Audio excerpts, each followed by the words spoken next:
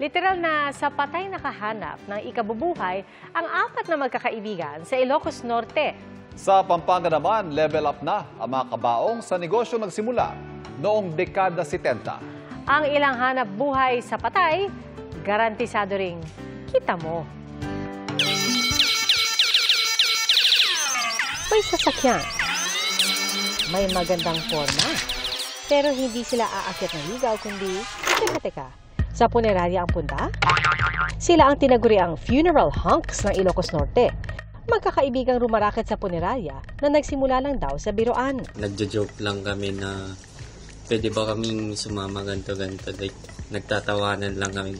Pero nung sige try nyo kasi hindi ko ni-expect na sasama sila kasi related to funeral.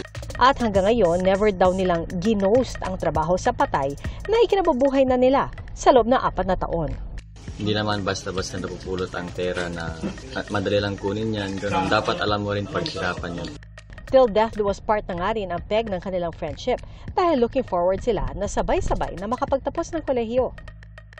Buhay na buhay rin ang kabaong business na ito sa Santo Tomas sa Pampanga. Name it, they have it. Mula sa kabaong nagawa sa kahoy hanggang sa ataul na metal. May aesthetic ding monochromatic at marble ang design. International ang nais, ang kulay brown na ito from the US parawang style.